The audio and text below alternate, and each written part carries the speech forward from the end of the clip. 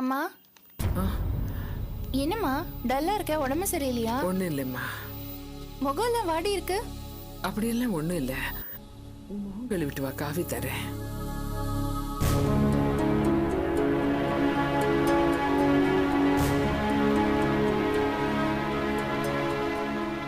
ஏக்கா அபிகிட்ட எல்லா வார்த்தையும் சொல்லிட வேண்டியதானே?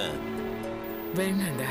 என்னக்கா அபி ஓம்புள்ள, அது மேல ஒரு பேச்சு வந்திருக்கு. என்ன விவரம் உடனே கேட்ட வேண்டியதானே? இல்லடா, அப்படி கேட்டேன்னு வே, உனக்கு எப்படி தெரியும்னு அபி கேட்பா. அலமேலு ஃபோன் பண்ண விஷயத்த சொல்லணும். அவ மனசு கஷ்டப்படுவாடா. நான் சொன்ன நீ கேட்கவா போற? நீ ஆச்சும் மகளாச்சு. ஏக்கா நான் இந்த கடை வரைக்கும் போயிட்டு வந்துடுறேன். சரி சரி.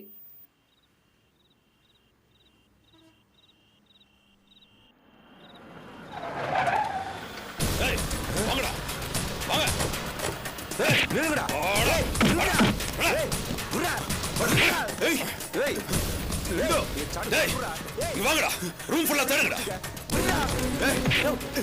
அவன் கை கால உடைங்கடா.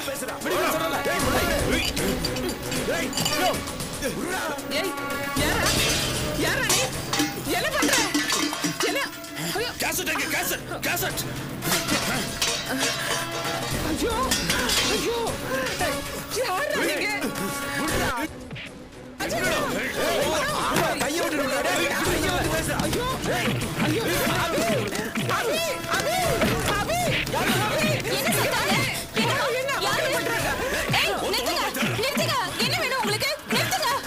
என்ன வேணுமா? ஆனந்திங்கிறது யாரு? என்னோட தங்கச்சி. எங்க அவ? அவ வீட்ல இல்ல. பொய் சொல்லாத. ஐயோ, அவ வீட்ல இல்லங்க. அவகிட்டதான் அந்த கேசட் இருக்கு. கேசட்டா? என்ன கேசட்? தெரியாத மாதிரி கேட்காத. மினிஸ்டர் சங்கர பாண்டியனும் அவரோட மாப்பிள்ள ஆதியும் பேசுறத ரெக்கார்ட் பண்ணாலே அந்த கேசட், அது எனக்கு வேணும். குடுக்காட்டி வம்புல மாட்டிக்குவீங்க. மினிஸ்டர் பகைச்சுக்கிட்டு உயிரோட வாழவே முடியாது. யார்கிட்ட பேசுற?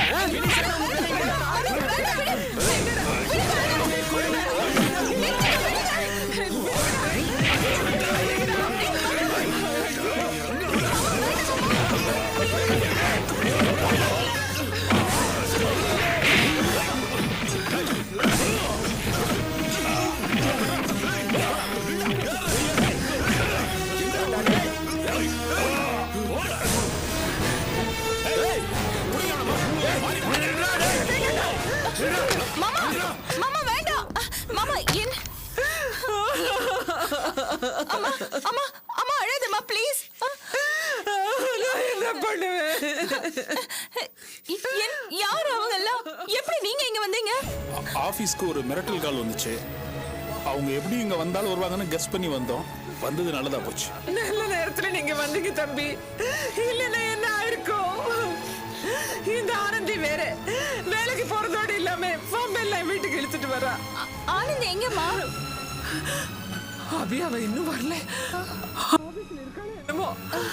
ஆபீஸ்ல இருக்காளா? என்ன மாதிரி அவங்கள அடிச்சு வரட்டியாச்சு, பயப்படாதீங்க. வரட்டிட்டீங்களா? சரி தொல்காப்பின், நம்ம ஆனந்தி ஆபீஸ்க்கு போய் கூட்டிட்டு வந்துருவோம். சரி. மாரி, நீங்க அம்மாக்கு துணையா இருங்க. ஏன்னா அம்மா பயப்படுவாங்க. சரியா? அம்மா நாங்க போயிட்டு வந்துடுறோம். ஆனந்திக்கு என்னாச்சு? ஆனந்திக்கு ஒண்ணும் ஆகாதும்மா.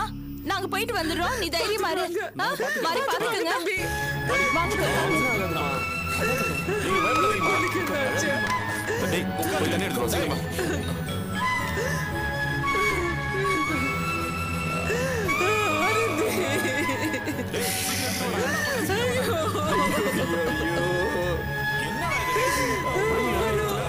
மனு ஆனந்திக்கு ஒன்றும் ஆயிருக்காது இல்லடா. என்னடா பண்ணுவேன்? தண்ணி கொண்டு வா பண்ணுவேன்.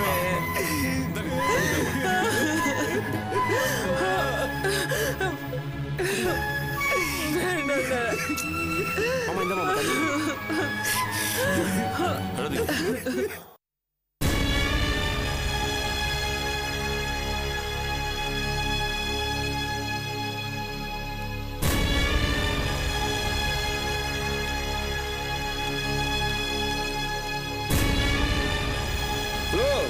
கம்ப்யூட்டர் ஓட விட்டுன்னு தூக்கம். ஆனந்தி, அன்னைக்கு நம்ம மினிஸ்டர் சங்கராபாண்டியனை போய் பார்த்தோம்ல, அதோட ரைட்டப் ரெடி பண்ணியிருக்கேன். கொஞ்சம் கற்பனை மிக்ஸ் பண்ணியிருக்கேன். இது என்ன கண்டென்ட்னா, நம்ம 2 பேரும் போய் சந்திச்சோம்ல, அதை மென்ஷன் பண்ணிட்டு மக்களோட பிரச்சனைகளுக்கெல்லாம் பதில் சொல்ல தயாராக இல்லை, பர்சனலான விஷயங்களை கேள்வி கேட்கும்போது ரொம்ப ஆவேசமாக கத்துறாரு அப்படின்னு சொல்லிட்டேன். இந்த பங்க பாருங்களேன், எங்கள் ஆதியும் அந்த இடத்துல இருந்தார். உஷாவின் குடும்பத்தினர் ஒழித்து கட்டுவேன் என்ற ரேஞ்சுக்கு பேசி விட்டார் மினிஸ்டர் அப்படின்னு எழுதி முடிச்சிருக்கேன். ஓகேவா உங்களுக்கு? இதை பாருங்களேன், ஓகே. இந்த இடத்துல ஒரு ஃபோட்டோ வந்துடும். இங்கயா? சரி, பட் அதுக்கு ஒரு நல்ல டைட்டில் வைக்கணுமே. டைட்டிலா? டைட்டில் வந்து கூண்டோடு ஒழித்து கட்டுவேன், அமைச்சர் சங்கரபாண்டியன் மிரட்டல், அப்பாவி குடும்பத்தினர் அவலம். இது எப்படி இல்ல இருக்கு? இல்ல, இன்னும் கொஞ்சம் நல்லா ஸ்ட்ராங்கா, கொஞ்சம் போல்டா. அக்கா, என்னக்கா திடீர்னு இந்த நேரத்துல? ஆனந்தி, பிரச்சனை ரொம்ப சீரியஸா போயிடுச்சு. என்ன சார், எனி ப்ராப்ளம்? ஆமா, வீட்டுக்குள்ள ரவுடிங்க வந்து எல்லாத்தையும் அடிச்சு நொறுக்கி ராஜேந்திரன் மாமாவையும் மனோகரையும் போட்டு அடிச்சு அந்த கேசட் எங்க இருக்குன்னு கேட்டாங்க. நினைச்சேன் அந்த சங்கரபாண்டிய எந்த லெவலுக்கு வேணாலும் போவான், மோசமான ஆளு மேடம் அவன். அப்புறம் என்னாச்சுக்கா? நல்ல வேலை, தொல்காப்பியன் மாறி ஆட்களோட அங்க வந்தாரு. அவங்கள பார்த்ததும் ரவுடிங்க எல்லாம் ஓடிட்டாங்க, இல்லைன்னா நிலைமை ரொம்ப மோசமா இருக்கும். அவனுங்களை சும்மா விடக்கூடாது. பாரதி, விஷயத்தை நாம இன்னும் பெருசுபடுத்தணும். எடிட்டர் கிட்ட விவரமா பேசி ஹெட்லைன்ல வர மாதிரி பண்ணணும். நிறைய போஸ்டர்ஸ் போட சொல்லணும். அது மட்டும் இல்ல, அந்த மேட்டரோட சேர்த்து அவங்க நம்ம வீட்டை தாக்குன விஷயத்தையும் எழுதணும். ஆனந்தி, ஒரு நிமிஷம். உன்கிட்ட நிஜமாவே அப்படி ஒரு கேசட் இருக்கா? ஆமாங்கா. என்ன கேசட் அது? அது நான் சொல்றேன் மேடம். ஆக்சுவலா நாங்க வந்து மினிஸ்டர் சங்கரபாண்டியன் பேட்டி எடுக்க போயிருந்தோம். சும்மா அப்படி இப்படின்னு கேள்வியெல்லாம் கேட்டுட்டு இருந்தோம். அந்த நேரம் பார்த்தா ஒரு உணர்ச்சி வசப்பட்டு உங்களை ஒழிச்சிடுவேன், அழிச்சிடுவேன், இந்த மாதிரிலாம் பேச ஆரம்பிச்சாரு. அப்போ திடீர்னு நாங்கள் ஆதி வந்தார்.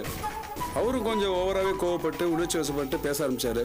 ஆனால் என்ன, கடைசியில் எல்லாமே எங்கள் கேசட்டில் பதிவாயிடுச்சு. அந்த கேசட்ல அவங்க பேசின பேச்சை நாங்க பப்ளிஷ் பண்ண போறோம். அதோட ஒரு பிரஸ் மீட்டை வச்சு அந்த கேசட்டை போட்டு காட்டவும் போறோம். அந்த ஆள் இனிமே தப்பிக்கவே முடியாது. இல்ல ஆனந்தி, வேண்டாம். எனக்கா வேணான்னு சொல்ற? என்ன மேடம், என்ன சொல்றீங்க நீங்க? பாரதி, அந்த கேசட் சம்பந்தமா எதுவும் நம்ம பப்ளிஷ் பண்ண கூடாது. என்ன விளையாடுறியா? இந்த விஷயத்தை பப்ளிஷ் பண்றது ரிஸ்க்னு ஆபீஸ்லயே சொன்னாங்க. நானும் பாரதி எடிட்டர் கிட்ட ஆர்கியூ பண்ணி இதை போடுறதுக்கு ஓகே வாங்கியிருக்கோம். நீ பாட்டுக்கு இப்ப திடுதுப்புன்னு வந்து வேணான்னு சொல்ற? ஆமா மேடம், இதை செஞ்சு முடிக்கிறதுக்கு நாங்கள் ரொம்ப சிரமப்பட்டோம். மினிஸ்டர் சங்கரபாண்டி, ஆதி, இந்த மாதிரி ஆளுங்கள்லாம் எதிர்க்கிறதுக்கு நம்மகிட்ட ரொம்ப பலம் வேணும். அவங்களையெல்லாம் அவ்வளோ சாதாரணமாக எதிர்க்க முடியாது, தைரியம் வேணும். இப்போ நம்மகிட்ட ஒரு நல்ல ஸ்ட்ராங்கான எவிடன்ஸ் கிடைச்சிருக்கு. இந்த எவிடன்ஸை வச்சு அவங்களை ஜெயிச்சதா உண்டு. கொஞ்சம் யோசிச்சு பாருங்களேன். கரெக்டுக்கா. நீ பாட்டுக்கு வேணான்னு சொன்னா எப்படி? ஆனந்தி, ஒரு நிமிஷம். அபி பப்ளிஷ் பண்ண வேணாம்னு சொல்றாங்கன்னா அதை ஏன் கேட்க மாட்டீங்களா? அதுவும் சரிதான். சொல்லுங்க மேம், ஏன் பப்ளிஷ் பண்ண வேணாம்னு சொல்றீங்க? அதை பப்ளிஷ் பண்ணா என்ன ஆகும்? தோத்து போன வேகத்துல ஆதியோட கோபம் கூடும். உஷாவோட கல்யாணத்துக்கு இதனால என்ன நன்மைகள் நடக்கும் நீங்க நினைக்கிறீங்க? ஆபரேஷன் சக்சஸ், ஆனா நோயாளி செத்துட்டான், அதுதானே? ஓகேக்கா, நீ சொல்ற மாதிரி இந்த மேட்டரை நாங்க பப்ளிஷ் பண்ணாம விட்டுடுறோம். அப்புறம் உஷா விஷயத்துல என்ன பண்ண முடியும்? நிறைய முடியும் ஆனந்தி. நம்ம வழிக்கு அவங்களை கொண்டு வர முடியும். அதை நான் பாத்துக்கிறேன். அந்த கேசட் முதல்ல என்கிட்ட கொடு. அக்கா, நான் சொல்றது கேளுக்கா. கொடு ஆனந்தி, கொடு.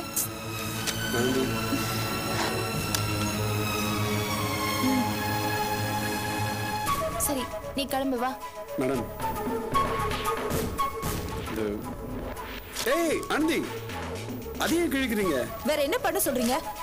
எடிட்டர் என்ன கிழிச்சிட்டு வாருங்க. அவர்கிட்ட சொல்லுங்க, சில முக்கியமான காரணங்களுக்காக இத பப்ளிஷ் பண்ண முடியலன்னு. போலாங்கா, வா.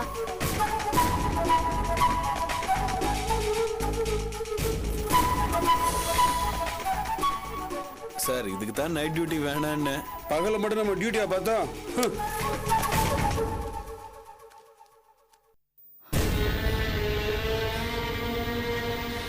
பாத்தி ஆதி எவ்வளவு பெரிய கிரிமினலா இருக்கான்னு. ஆமாம்மா, ஆனந்தி தன்னோட புத்திய காமிச்சிட்டா. பத்திரிக்கார புத்தி. அதான் நம்ம குடும்பத்தை சிக்கல்ல மாற்ற மாதிரி எல்லாத்தையும் ரெக்கார்ட் பண்ணி வச்சிருக்கா. எல்லாத்துக்கும் பின்னாடி அந்த அபி இருக்கா. கரெக்டா சொன்னீங்க மாப்ள. எல்லாத்தையும் அந்த அபி பிளான் பண்ணி அந்த ஆனந்தியை அனுப்பி வச்சிருக்கா. அந்த ஆனந்தியும் இன்டர்வியூ பண்ற மாதிரி வந்து எல்லாத்தையும் ரெக்கார்ட் பண்ணிட்டு போயிட்டா. இந்த திருட்டு பிளான் நமக்கு தெரியாம போச்சே.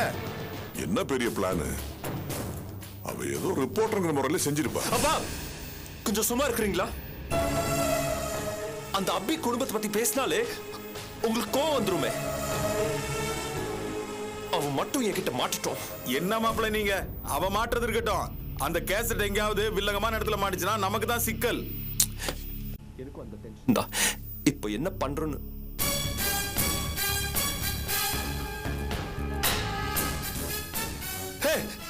நீ ஏன் எங்க வந்த? உன் மனசுல என்ன நினைப்பு? எல்லா இடத்துல பெரிய இவ மாதிரி வந்து உன்னை பெரிய தைரியசாலின்னு காமிச்சுக்கிறியா? தொலைச்சிடுவேன். ப்ளீஸ் மிஸ்டர் ஆதித்யா, நான் எந்த காரணத்துக்காக இங்க வந்திருக்கேன்னு தெரிஞ்சுக்காம நீங்க பேசாதீங்க. உன்னோட காரணம் எனக்கு அனாவசியம். உன் தங்கச்சியை விட்டு என் குடும்பத்தை கெடுக்கிற மாதிரி, என் கௌரவத்தை செதுக்கிற மாதிரி ஒரு கேசட் ரெடி பண்ணி வச்சிருவேன். அது தெரியாத மாதிரி தைரியமா இந்த வீட்டுக்குள்ள நுழைவியா? அடுத்து என்ன டிராமா பண்ண வந்திருக்கா? அவசரப்பட்டு பேசாதீங்க மிஸ்டர் ஆதி. எப்பவுமே இப்படி பேசுறதானே உங்களோட குணம். ஏன் குணத்தை பத்தி நீ என்ன பேசுறதா? பின்ன நான் எந்த காரணத்துக்காக இங்க வந்திருக்கேன்னு தெரிஞ்சுக்காம நீங்க பேசிட்டு இருந்தா எப்படி? எதுக்காக இங்க வந்த? உன் பங்குக்கு நீ என்ன கிரிமினல் வேலை பண்ண வந்திருக்க?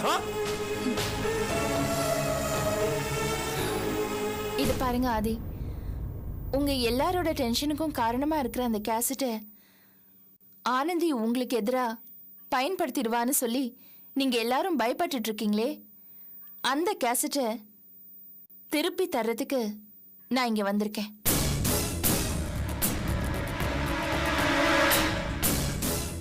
என்ன சொல்ற? ஆமா மிஸ்டர் ராதி, இந்த கேசட்டை நான் உங்களுக்கு திருப்பி கொடுக்கறதுக்காக வந்திருக்கேன். ஏமா என்ன டிராமா அதெல்லாம்? உன் தங்கச்சி டேப் பண்ணுவா, அதை நீ திருப்பி தரேன்னு சொல்லுவ. அதை நாங்க நம்பணும் இல்ல? இது பாருங்க சார், ஆனந்தி ஒரு பத்திரிகை ரிப்போர்ட்டர். அவ பண்றது ஜேர்னலிசம். அவளோட தொழில் தர்மம் அது. ஆனா எனக்கு அது சரியா படல. இது ஒரு பரபரப்பான செய்தியா மட்டும் என்னால பார்க்க முடியல. இதுல உஷாவோட வாழ்க்கையும் சம்பந்தப்பட்டிருக்கு. இதனால உஷாவோட கல்யாணத்துக்கு ஏதாவது பாதிப்பு வந்துருமோன்றதுதான் என்னோட கவலை.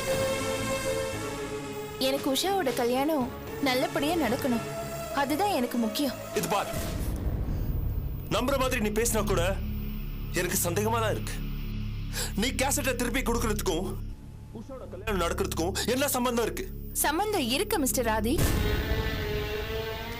இந்த கேசட்டை ஒரு ஆயுதமா பயன்படுத்தி மிரட்டி வற்புறுத்தி உஷாவோட கழுத்துல தாலி கட்ட வைக்கலாம்.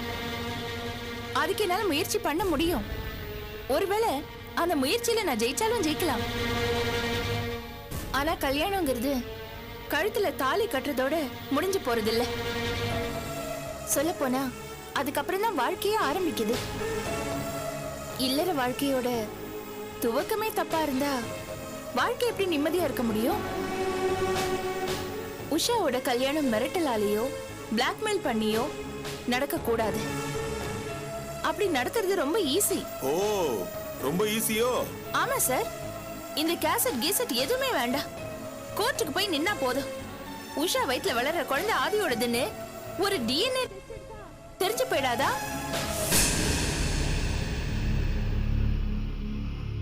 ஆனா உஷாவோட கல்யாணம் அப்படி நடக்க வேண்டாம். எனக்கு என்னோட ஈகோ பெருசு இல்ல, உஷாவோட லைஃப் தான் பெருசு. இது பாருங்க ஆதி, நீங்க மனப்பூர்வமா உங்க விருப்பத்தோட உஷாவை ஏத்துக்கணும். அதுதான் என்னோட விருப்பம்.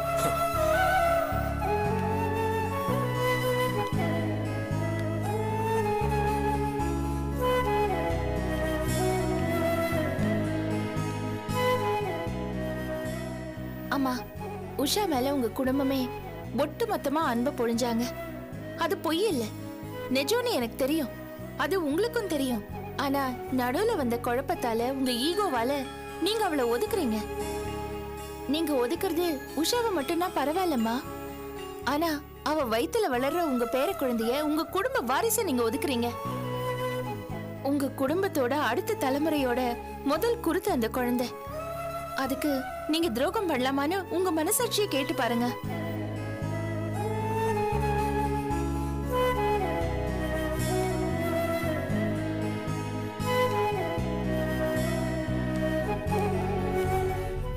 சார், உங்களோட நடவடிக்கையில எவ்வளவு தூரம் வன்முறை கலந்திருக்குன்னு உங்களுக்கு தெரியுமா? என் வீட்டுக்குள்ள ரவுடிங்க நுழைஞ்சு ஏன் கண் முன்னாடியே என் மாமாவையும் தம்பியும் அடிச்சு போட்டு கேசட் கொடுங்கன்னு கலாட்டா பண்ணாங்க. அந்த ரவுடிங்க நீங்க அனுப்பி வச்ச ஆள் தானே எனக்கு நல்லா தெரியும். சம்பந்தம் இல்லாம உளராதம்மா. ப்ளீஸ் சார், உஷாவோட அப்பாவை நீங்க அடிச்சு போட்டு ரொம்ப நொந்து போயிருக்காரு. எதுக்கு சார் இந்த வேதனை, இந்த வன்முறையெல்லாம் எதுக்கு? போதும் சார். இனிமேலாவது கொஞ்சம் மனுஷத்தன்மையோட யோசிங்க ப்ளீஸ்.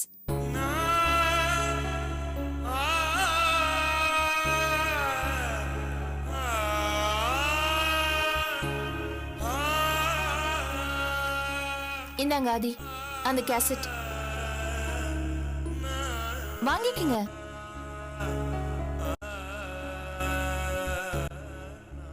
ரொம்ப தேங்க்ஸ்.